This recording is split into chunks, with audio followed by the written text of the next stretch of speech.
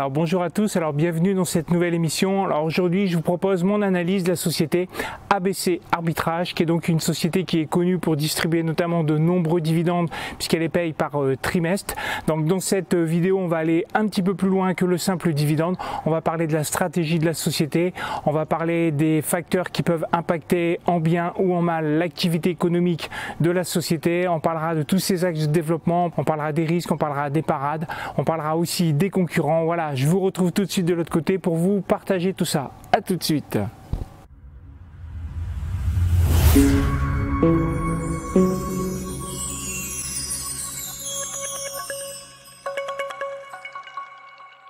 Analyse de la société ABC Arbitrage.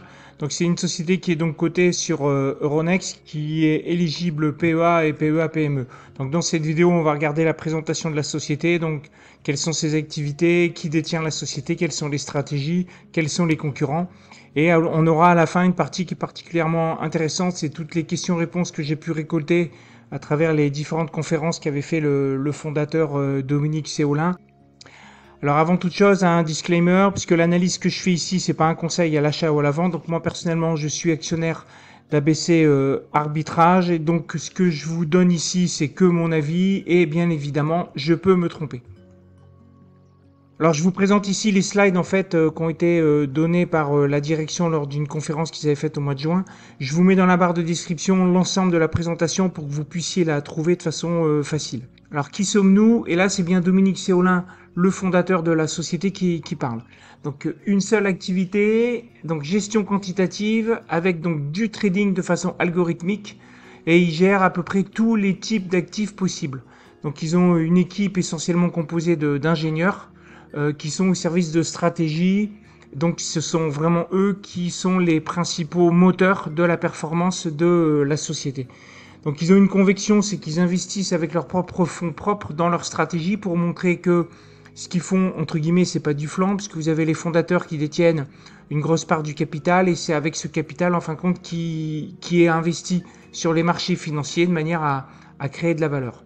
Et pour preuve, en fait, ils ont quand même 29 années consécutives de gains, en fait. C'est une société qui a jamais perdu de l'argent.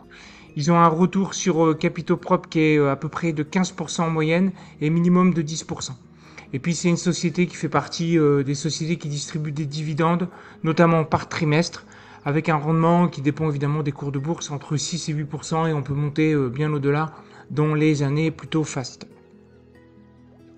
Alors ce qu'ils font comme activité, en fin de compte, ce qu'il faut comprendre, c'est que vu qu'ils font de l'arbitrage, c'est-à-dire qu'ils ont une quarantaine de stratégies principales sur différents actifs, sur plus de 100 places boursières en fin de compte dans le monde, et ils font des stratégies statistiques, événementielles, c'est-à-dire qu'ils achètent énormément de données, ils essaient de trouver de façon mathématique, statistique, des écarts de valeur quand vous avez des titres qui décalent, et ils essaient d'arbitrer tout ça pour, par exemple, vendre sur une certaine place de marché un actif, et puis racheter un autre actif à un autre endroit d'une place de marché, indiquant pour eux que là il y a un arbitrage à faire, au sens où statistiquement il va y avoir une convergence des prix qui devrait arriver, ce qui fait qu'ils veulent empocher la différence entre l'écart constaté et la convergence des prix estimés. Donc le premier critère qui intervient dans leurs résultats, c'est la volatilité. Donc plus les cours sont volatiles, plus la société va faire de l'argent.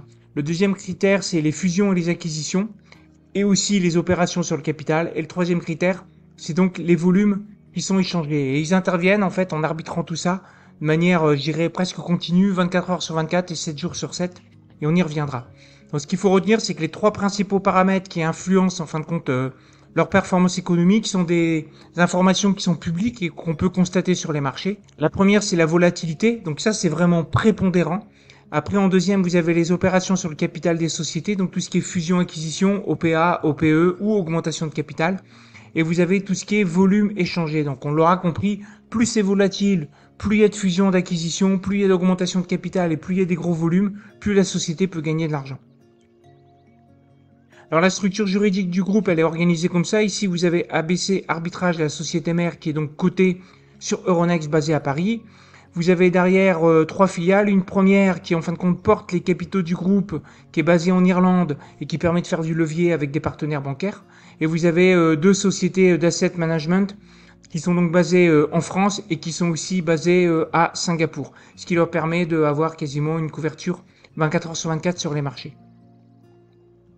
Alors ici, vous avez l'historique des fonds propres, en fin de compte, de la société par semestre depuis 2010. Hein, donc c'est une société qui a commencé avec seulement 8 000 € et qui arrive maintenant à 155 millions d'euros de capitaux propres. Et donc vous avez une société qui donc a tous ces bénéfices qui ont été cumulés dans les capitaux propres, plus tous les bénéfices qu'on voit pas ici qui sont sortis, puisque comme je vous l'ai dit, c'est une société qui distribue beaucoup de dividendes. Donc ils travaillent avec leurs fonds propres, donc ça faut bien le comprendre. Et ce sont eux qui sont leurs principaux clients, puisque ils ont aussi des clients tiers, mais qui pèsent quasi peu, et on verra une slide tout à l'heure. Concernant les équipes, donc ils ont à peu près une centaine de personnes. 70% font de la R&D, donc ce sont des mathématiciens, des chercheurs, en fait, des développeurs informatiques. Donc c'est une société qui est plutôt, en fin de compte, une fintech qu'une société financière.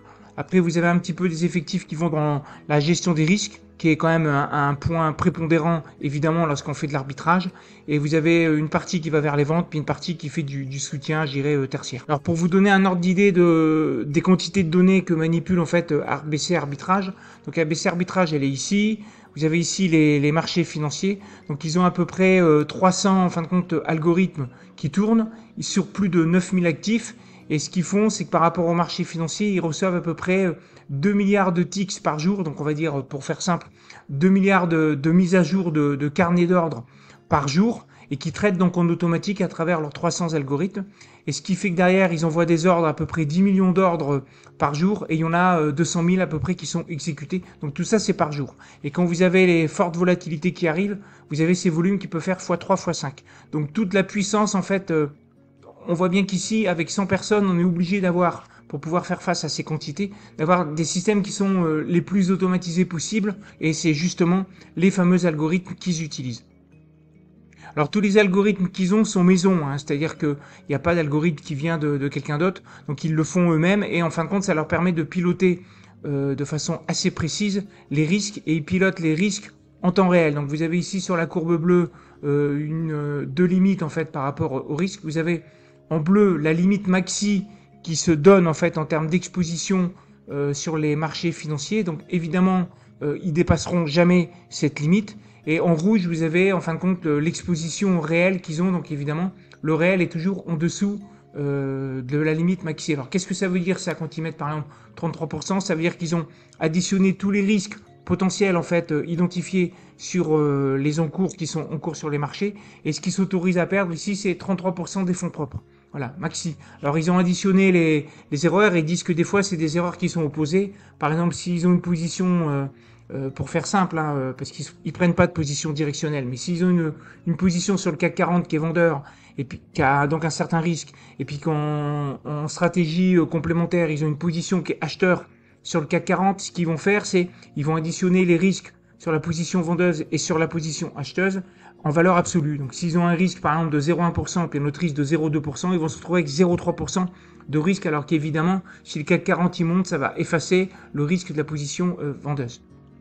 Et deuxième point qu'ils ont, c'est qu'ils sont un processus d'assurance qualité avec amélioration continue, puisqu'il peut y arriver sur, vous avez bien compris, les millions d'ordres en fait qui passent par an. Il peut y arriver des fois des soucis en fait avec des signaux faibles dans l'industrie, on appelle ça des signaux faibles. Et ce qu'ils font, c'est quand il y a des incidents en fait, ils les analysent, ils les mettent pas de côté en disant bon ça s'est bien passé, ça va bien. En fait, ils les analysent de manière à pouvoir les perfectionner et pouvoir, j'irais les parer pour ne pas que ça se renouvelle en fait. Hein. L'idée c'est de faire une sorte de process d'amélioration continue avec des indicateurs. Voilà, donc tout ça c'est fait en interne par leurs équipes. Alors le premier critère qu'on a vu qui impacte énormément les résultats, c'est la volatilité. Alors nous, quand on est particulier puis qu'on veut suivre, on peut prendre ce qui s'appelle le VIX, hein, qui est un indicateur en fait, c'est pas la volatilité réelle qui est arrivée sur les marchés, c'est celle qui est projetée par les investisseurs, mais ça donne déjà une bonne tendance. En tout cas, on voit bien que les résultats d'ABC Arbitrage depuis plus de 25 ans, ils sont corrélés vraiment au VIX. Et ce qu'on peut voir, c'est quand vous avez en fin de compte du VIX qui est très élevé, comme ici par exemple en 2020 avec le coronavirus, ou des VIX qui sont plutôt bas comme en 2023, bah, vous allez vous retrouver avec en 2020 des résultats d'ABC Arbitrage qui seront très bons, puis en 2023 des résultats qui seront plutôt moyens. Et ce qu'ils ont identifié comme zone, et ce qu'ils donnent pour les particuliers, c'est plutôt pas mal pour pouvoir suivre ça, c'est qu'ils ont une zone, en fait, quand le VIX est en dessous de 15%, ils appellent ça la no-life zone, donc c'est une zone où, en fait, ABC gagne assez peu d'argent. Donc nous, quand on est particulier, vous suivez ça, en fait, le VIX, puis vous avez une idée de est-ce qu'en ce moment, ça se passe bien ou pas. Je vous ai mis ici le VIX, par exemple, depuis un an. Ce qu'on peut voir, c'est qu'en 2024, là, en date d'aujourd'hui, où je tourne cette vidéo fin juillet 2024, on a la volatilité estimée des investisseurs qui a plutôt monté. Donc on peut penser qu'ici, sur juillet 2024, la société a fait beaucoup plus d'argent que la partie mai-juin qu'on avait plutôt en dessous, la fameuse zone où il ne gagne pas trop d'argent. Alors les autres facteurs qu'on a vus, c'est tout ce qui est fusion et acquisitions, donc il y a très peu de volume ici en fusion-acquisition. Après tout ce qui est augmentation de capital, ce qu'on peut voir c'est que depuis 2013, ça fait que diminuer. Alors ça c'est lié au fait que vu qu'on avait des taux de plus en plus bas, les sociétés préféraient en fait se financer en levant de la dette plutôt qu'en levant en fin de compte de l'equity, c'est-à-dire en se diluant par des augmentations de capital. Alors on peut penser que si jamais les taux ne repassent pas négatifs et reviennent plutôt dans des zones un peu plus normatives, genre 2-3%, on va peut-être avoir une retour à la normalité des augmentations de capital qui sera un des moteurs pour les activités de ABC Arbitrage. Je vous ai mis ici une slide sur les volumes du stock 600 donc en Europe. On voit que bon voilà depuis 2005, là on avait des volumes qui étaient montés, puis là on est plutôt flat en fait. Et donc là sur 2023 c'était plutôt même flat, un peu à la baisse. Et puis il y a pareil aux USA, on n'est pas non plus sur une explosion des volumes, donc qui est plutôt un mauvais facteur pour les résultats d'ABC Arbitrage. Alors ce qu'on peut voir ici, c'est les résultats nets en fait d'ABC Arbitrage depuis 2007 jusqu'en 2023. Et donc ce qu'on voit, c'est ce qu'on avait dit, c'est qu'en 2020, il y a eu le VIX qui a beaucoup monté à cause du coronavirus. On se retrouve avec 35 millions d'euros de bénéfices. Et vous avez eu aussi la crise des subprimes, par exemple 2008-2009, où la société a fait 40 millions et puis 30 millions en fait de bénéfices en 2008 et 2009, puisqu'il y avait énormément de volume, de volatilité, etc. Voilà. Et les retours sur fonds propres sont ici en pourcentage. Alors évidemment, forcément, retour sur fonds propres, je rappelle, c'est résultat net divisé par les fonds propres. Donc forcément, plus votre résultat net il monte, plus vous avez des ROE qui sont élevés. Donc l'année qui était plutôt moyenne, genre 2023, on était sur un retour sur fonds propres de 11%, et puis un résultat net de 16 millions,5 millions. Voilà, je vous ai remis ici le VIX. Vous pouvez voir la corrélation entre 2008-2009 subprime, ici 2020 par exemple avec la partie Covid. Alors après, si on regarde les deux types de clients, souvenez-vous, je vous avais dit qu'il y avait eux qui sont leurs propres clients, et puis ils ont aussi des clients, je dirais, externes en fait, qui leur confient de l'argent, donc ils ont des actifs sous gestion. Ce qu'on peut voir, c'est ici, c'est le chiffre d'affaires qu'ils font eux-mêmes avec leurs fonds propres. Ici, c'est le chiffre d'affaires qu'ils font avec les clients. Donc on voit bien que 36 millions de chiffre d'affaires sur 2023 comparé à 3 millions sur 2023 pour des clients. En fait, évidemment, la partie client pèse qu'à peu près 7% de la base, j'irais, revenus, chiffre d'affaires. Donc, ils font énormément de revenus avec leurs propres fonds propres. Alors, évidemment, quand vous additionnez les deux, 36 millions là, plus 3 millions, vous arrivez au chiffre d'affaires qui est publié. Alors après, on passe sur les coûts. Donc, le premier poste de coût de ABC Arbitrage, ce sont les équipes. Puisque, comme je vous l'ai dit, les équipes, c'est eux qui font les algorithmes, c'est eux qui font le retour d'expérience, c'est eux qui programment les nouvelles stratégies, etc. Donc, je dirais la création de valeur, elle se fait vraiment avec les équipes. Il n'y a pas d'usine, il n'y a pas de stock, etc.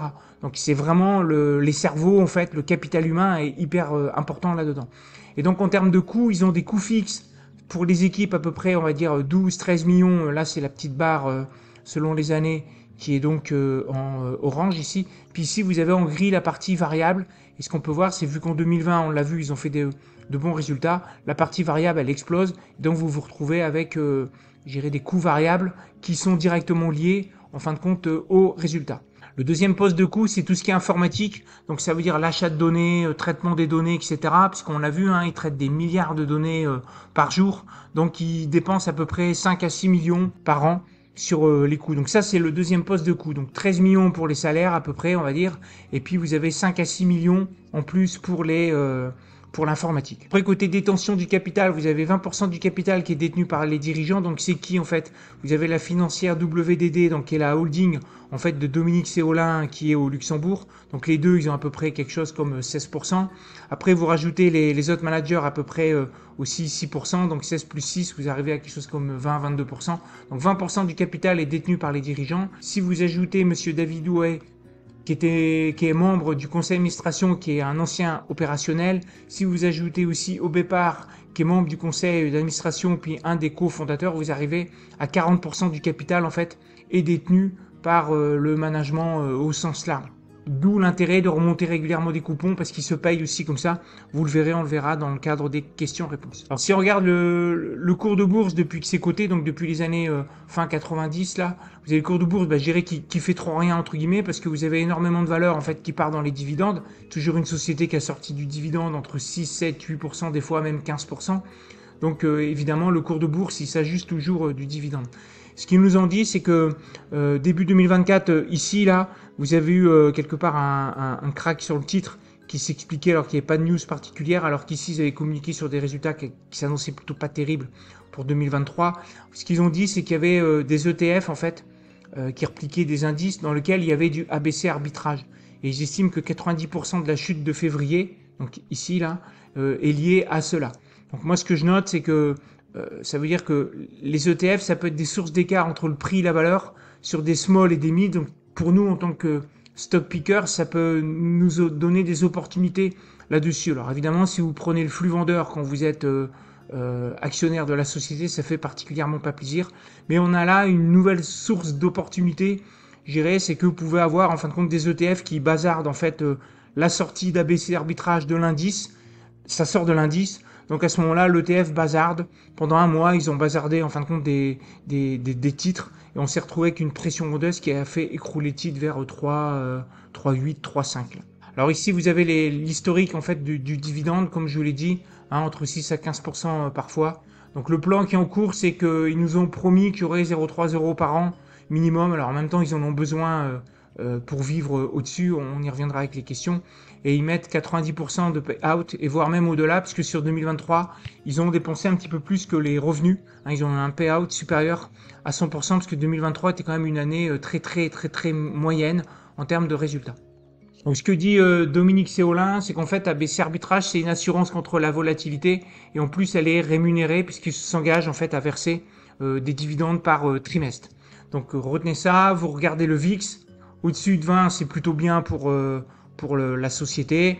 En dessous de 15, c'est moyen, puisque la société a du mal à gagner de l'argent en termes d'arbitrage. Alors là, maintenant, on va passer aux questions-réponses, qui est une séance qui est plutôt intéressante, parce que ça va nous permettre de rebalayer tout ce qui est activité de la société, stratégie, pourquoi vous avez fait ci et ça, etc. Alors, il y a eu des questions sur le dividende. Pourquoi toujours sortir du coupon au lieu de faire monter les fonds propres? Est-ce que ça veut dire qu'il y a une limite dans la taille, en fin de compte, des arbitrages qui sont possibles chez ABC? Est-ce que, par exemple, au bout de 10 milliards, c'est plus possible? Ce qu'il a dit, c'est que la limite maxi, c'est plutôt 1 milliard. Alors, ils nous ont donné aussi un slide où ils ont dit qu'en gestion en actifs sous gestion, ils ont quelque chose comme 350 millions. Donc, il y a encore beaucoup de place. Donc, effectivement, non. Ils ont encore beaucoup de marge pour aller au-delà de la limite où ils seraient dans l'impossibilité d'arbitrer mieux. Ce qu'ils ont dit, c'est que les coupons, ça sert aussi à se rémunérer, notamment la partie actionnaire, donc minoritaire et aussi majoritaire fondateur, et aussi les équipes. Ils veulent aussi développer des clients extérieurs avec des actifs sous gestion qui seront plus forts, donc ils veulent montrer que ça marche, en sortant du coupon, en sortant du cash, donc il n'y a pas de bidouille dans les comptes.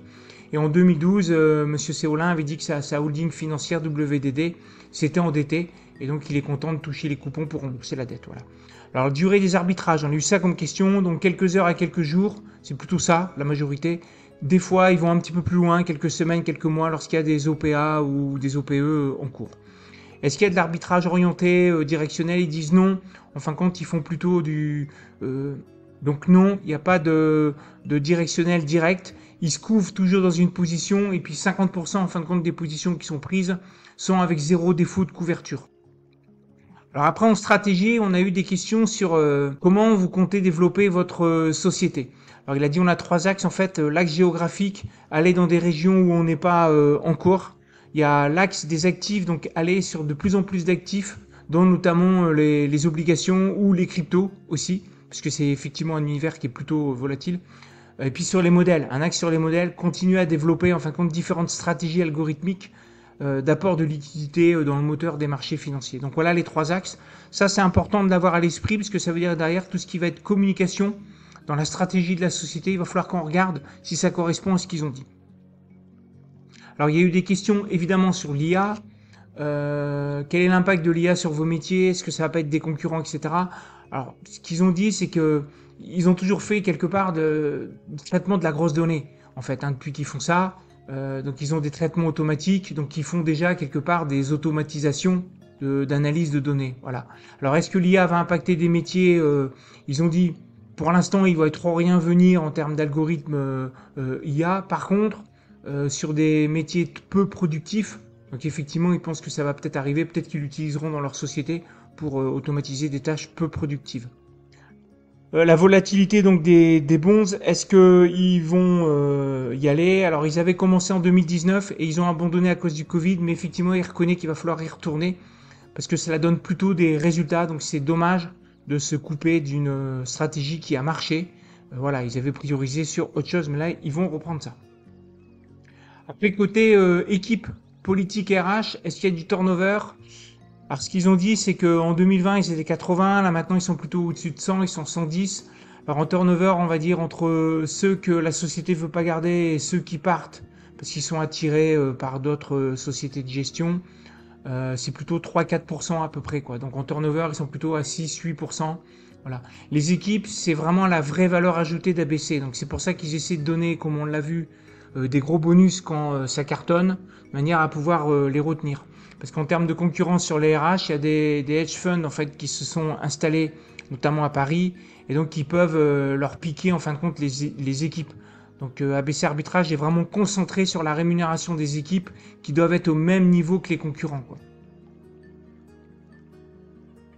Alors après, on a demandé quels sont les concurrents. Alors il a dit qu'il existe des sociétés qui nous ressemblent, même si à chaque fois il y a des différences en fonction des actifs qui sont arbitrés sur les marchés. Donc il y a Flow Trader en fait qui est coté à Amsterdam, qui est plutôt spécialisé en ETF.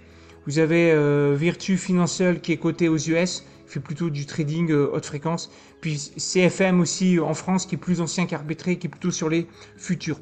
Alors je vous ai retrouvé ici l'identification de CFM que vous avez sur LinkedIn, donc vous pouvez regarder ce qu'ils font. J'ai mis ici aussi les titres avec les codes là, l'action qui est cotée aux USA, puis qui fait aussi un peu la même activité que ABC, et puis Flow Traders aussi, qui est aussi coté en Europe. Alors il y a eu des questions sur les rachats de titres, puisqu'il y a un programme qui est donc en cours, donc qu'est-ce qu'ils vont faire? Il a dit oui, c'est bien en cours, mais c'est uniquement pour filer les titres en fin de compte aux équipes, hein. Ça évite les dilutions, de pouvoir diluer tout le temps. Ici, on achète sur le marché encore plus quand c'est pas cher, comme en ce moment, et ça permet d'enfiler aux équipes. Donc voilà. Alors il a dit que si ils avaient fait un meilleur résultat en 2023 et que le cours était, selon lui, hein, il trouve que le cours il est à la ramasse, ils auraient fortement augmenté ses rachats pour pouvoir faire les futurs plans en fait de rémunération des équipes avec un prix qui est plutôt intéressant selon la direction. Alors il y a eu des questions sur les crypto-monnaies. Donc les cryptos étant très volatiles, votre stratégie? Ils ont dit qu'ils avaient une approche qui était très prudentielle parce qu'ils ont déjà cette activité. Donc ils n'ont pas eu de soucis avec FTX ou équivalent parce qu'à chaque fois, les intermédiaires qu'ils prennent, ils prennent des intermédiaires qui sont plutôt, je dirais, bien installés, assez solides. Voilà. Et en mars 2023, en fait, ils ont suspendu l'activité parce qu'il y a eu une nouvelle demande d'agrément de la régulation et ils ont obtenu le OK de la nouvelle régulation pour février 2024. Donc là, ils sont en train de relancer en fin de compte leur stratégie. Alors évidemment, il a dit je vous dirai pas en fin de compte les détails de nos arbitrages, mais oui, c'est en cours. Là, depuis février 2024, on travaille dessus, quoi. Voilà. Donc ils veulent développer cette activité pour essayer de compenser la baisse de la volatilité qu'on observe sur les actions. Voilà. Donc à chaque fois, même sur les cryptos, on fait toujours le même métier, il nous l'a dit, on reste en arbitrage en apportant de l'huile en fait dans le moteur, donc de la liquidité, ils font pas de dérivés, ils font pas de produits exotiques, etc. Alors après, on a une question sur comment suivre au mieux vos résultats. Il a dit en fait, vous prenez nos communiqués où on indique si on est plutôt proche 2019 ou 2023, etc. Vous avez nos revenus bruts en fait à la louche, hein, donc ça c'est le chiffre d'affaires, hein, je vous ai dit, hein, c'est la partie pour compte de tiers et puis la partie pour partir des fonds propres. Donc par exemple 2019 il y avait 37 millions. Vous avez les charges en fait de personnel, vous avez compris, hein, il y a 13 millions à peu près en fixe, un petit peu plus, puis un peu de variable en fonction si les résultats ils cartonnent. Vous rajoutez les 5-6 millions pour l'informatique, puis vous avez à peu près, en fin de compte, vous rajoutez un petit peu d'IS, et puis vous avez à peu près le résultat net de la société, donc c'est quelque part, entre guillemets, assez facile, au sens où le modèle, en fait, il est pas avec des milliers d'entrées, en fait, hein, c'est assez simple. Peut-on souscrire à vos fonds pour vos clients, parce qu'ils ont dit qu'ils traitaient pour des tiers. Alors il faut être déjà investisseur pro au sens qualifié pour. Et le ticket minimum c'est 1 million d'euros. Par contre ils disent qu'ils ont effectivement des clients qui ont mis en fin de compte des parts de leurs fonds en assurance vie, notamment des assurances vie au Luxembourg. Voilà. Il y a une question sur la pérennité du coupon. Donc si sur 2024 la volatilité reste dans la no life zone, donc en dessous de 15% en termes de VIX, est-ce que les coupons seront coupés? Donc il a dit non, on livrera toujours les 0,30 euros par an par trimestre. Donc octobre et décembre 2024, il y aura les 0,1 euros tels que prévu. Une question sur la façon dont ils opèrent par rapport aux humains. Quelle est la part de l'humain dans vos arbitrages? Alors il a dit en front office, en fait, ils ont pas de trader en fait avec les coups de téléphone, etc. Sur les marchés, ils font pas ça. Enfin, quand ils ont plutôt des algorithmes qui sont pilotés par les équipes, mais qui tournent en automatique. Donc, ils tournent à peu près entre 500 et 800 milliards en fait par an sur les marchés avec 100 personnes. Donc, tout est automatique en fait. Hein. Ce qu'il dit, c'est que dans la conception des algorithmes, en fait, ils ont un processus de présentation. Après, ils commencent à tester sur les marchés avec une petite poche d'encours, puis ils commencent à monter un petit peu plus. Donc là, effectivement, il y a beaucoup plus d'humains dans la partie présentation, validation, test, etc., amélioration continue. Voilà.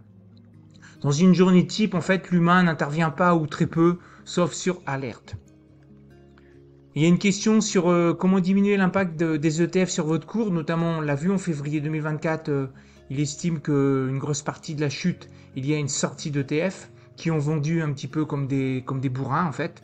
Alors premièrement, il a dit qu'il n'y a plus d'ETF en fait avec du ABC dedans. Il dit qu'ils sont déçus évidemment parce qu'ils avaient bossé le sujet et eux en tant que forcément société d'arbitrage, ils n'ont pas vu le truc venir. Ils ont été surpris par le manque d'infos des brokers en fait sur la détention des titres d'ABC dans les ETF. Apparemment, les infos n'étaient pas super fiables, super tenues. Donc cela pose des questions qui veut aborder en fait avec Euronext sur les ETF et la faible liquidité des mid et des small. Et moi, je vous rappelle que ma vision, c'est que ça peut être porteur d'opportunités. Si jamais vous avez des fondamentaux de société que vous maîtrisez, puis que vous voyez que le cours il se ramasse, puis qu'il y a eu une sortie d'indice, possible que ce soit en fait des ETF qui vendent un petit peu comme des bourrins et qui écrasent en fin de compte le cours qui pourrait être source d'opportunités. Il y a eu des questions sur des ventes d'achat d'initiés de Monsieur Hoy. Donc ce qu'il a dit, c'est qu'il est obligé de faire les déclarations parce qu'il est membre du conseil. Par contre, il reconfigure son portefeuille, donc il doit passer par des achats-ventes. Mais la somme, en fait, elle est nulle. Donc Monsieur Hoy, là, il n'est pas en train de vendre tous ses titres. Voilà, c'est ça que ça veut dire. Quelles sont les perspectives de la gestion pour compte de tiers? Est-ce que vous allez les arrêter? Vu que ça génère assez peu de chiffre d'affaires, il dit non, on va pas arrêter parce que c'est rentable, même si c'est très loin des ambitions qu'ils avaient. Ils ont des idées rentables, ça satisfait les clients, donc il faut continuer. Et ils vont développer des nouveaux produits qui vont vouloir attractifs. Voilà. Bon, il a dit clairement, on n'a pas atteint nos objectifs parce que on doit bosser, puisque nos produits, ils ont le défaut d'être très orientés sur la volatilité et potentiellement peut-être que les banques centrales plafonnent la volatilité parce que dès qu'il se passe n'importe quoi dans le monde, à chaque fois il y a les banques centrales qui arrivent et qui injectent en fait les liquidités et qui fait que la volatilité elle retombe très vite. Alors donc en synthèse, je vous ai fait une sorte de matrice personnelle là, donc dites-moi dans la barre de commentaires si vous voyez d'autres forces, faiblesses, menaces ou opportunités de la part de la société. Donc moi en force, ce que je vois c'est qu'il y a un track record quand même de la direction avec un alignement au sens où le fondateur il est au board, il est à la stratégie, il est au capital. On sait pas trop ce qu'ils font, mais en tout cas, ça fait quand même 29 ans que la société gagne de l'argent dans toutes les configurations de marché. En faiblesse, c'est qu'ils ont une exposition qui est prépondérante à la volatilité des marchés, et puis que vous avez les banques centrales, en fin de compte, qui plafonnent quelque part un petit peu la volatilité. En autre faiblesse, c'est qu'il n'y a pas de visibilité possible. On ne sait pas trop, là, 2024, les résultats qu'ils vont faire. On ne sait pas du tout 2025 ni 2026. Et puis les actifs sous gestion, du mal à décoller, puisqu'il n'y a que 380 millions à peu près en 2024. Donc on va dire il y a 150 millions à peu près, c'est les fonds propres, et puis l'autre partie, c'est les actifs sous gestion par les comptes de tiers. Alors en menace, vous avez les banques centrales qui plafonnent la volatilité. J'ai mis un point d'interrogation parce que, en tout cas, la volatilité est quand même plus basse. Puis dès qu'il se passe n'importe quoi, il y a les banques centrales qui arrivent pour ramener la volatilité, malheureusement, j'irai en dessous des 15%. L'activité, elle est quand même complexe à comprendre. Hein. On voit bien que c'est, j'irai à expliquer, c'est assez simple. Mais alors, pour vraiment comprendre comment que la société gagne de l'argent, ils n'ont pas d'usine, ils n'ont pas de stock. Quelque part, ils n'ont pas de clients, entre guillemets. Donc c'est assez compliqué quand même à comprendre. Il faut vraiment faire totalement confiance aux équipes à cause de ça. Et en opportunité, potentiellement aller peut-être sur des marchés plus volatiles comme les crypto-monnaies. Voilà, donc là, il dit qu'ils ont relancé en février. Donc on va voir ça, ce que ça donne. Donc on va voir ça, ce que ça donne dans les prochains communiqués. Bon voilà, j'ai fini avec cette vidéo, donc j'espère qu'elle a pu vous apporter de la valeur sur ce que fait ABC Arbitrage, quelles sont les stratégies à suivre, comment est-ce qu'on peut essayer d'anticiper, je dirais à la louche entre guillemets, un peu les résultats. Donc si vous avez aimé ce genre de vidéo, un pouce en l'air, un like, partagez, n'hésitez pas à mettre des commentaires, notamment sur la matrice force, faiblesse, opportunité, menace, si vous avez des choses nouvelles que vous voyez que moi je n'ai pas identifiées. Et pour ceux qui veulent aller plus loin, je vous invite à vous inscrire à ma newsletter pour 2 raisons. La première, c'est que vous recevrez gratuitement 30 minutes de cours gratuits sur la lecture des états financiers, comment lire un rapport financier. Et la deuxième raison, c'est que vous recevrez aussi des analyses de sociétés cotées, mes dernières analyses que je diffuse uniquement aux inscrits de ma newsletter. Voilà, sur ce, je vous dis donc à bientôt, prenez soin de vous, ciao!